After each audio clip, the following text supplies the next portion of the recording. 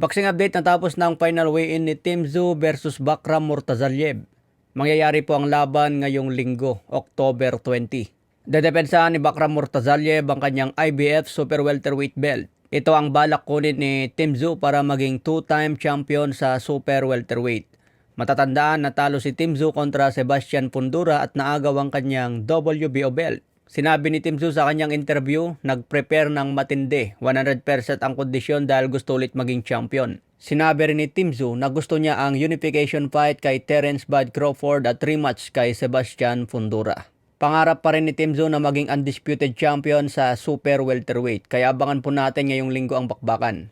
Sa ibang banda naman, Oscar De La Hoya sinabi na kung ilan ang pay-per-view buy sa naging laban ni Ryan Garcia versus Devin Haney. Ayon kay Oscar De La Hoya, umabot lang daw ng 300,000 pay-per-view buys. Pero matatandaan ang balita noon na kumita raw si Ryan Garcia ng mahigit $30 million. So kung 300,000 pay-per-view buys lang at kumita si Ryan ng 30 million, aba talaga namang tiba-tiba si Ryan Garcia. Binanatan ni De La Hoya itong si Devin Haney dahil dinadaan sa lawsuit. Dapat tanggapin na lang daw ni Devin Haney ang kanyang pagkatalo kay Ryan. Nag-post din ng isang larawan si Ryan Garcia kung saan binabanatan si Devin Haney.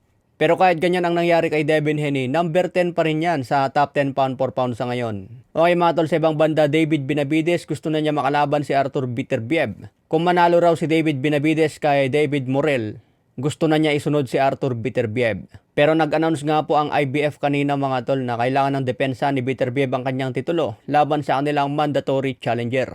Kasi walang rematch clause sa laban ni Beterbiev at Dmitry Bivol. Depende na lang kay Turki Alarcik kung gusto niya ikasak agad ang rematch. Pero mahirap baliwalain yung utos ng IBF dahil pwede nila ibakante ang belt ni Artur Beterbiev kung hindi sumunod sa utos.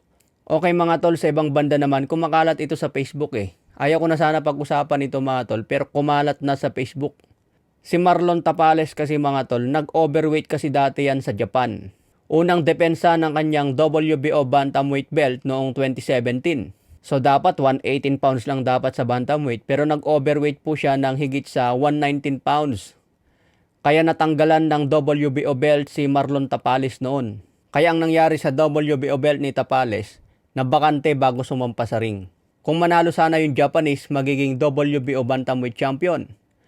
Pero nanalo si Marlon Tapales via TKO sa round 11. Pero kahit nanalo si Tapales noon, tuluyang nabakante ang WBO bantamweight belt.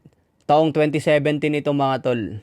So hindi ko lang alam kung napatawan ng suspension si Marlon Tapales noon. Kumakalat ulit ang balitang ito sa social media dahil sa pag-overweight ni Janrel Casimero sa Japan. So ang katanungan ngayon ng mga fans, napatawan daw ba ng suspension si Marlon Tapales noon?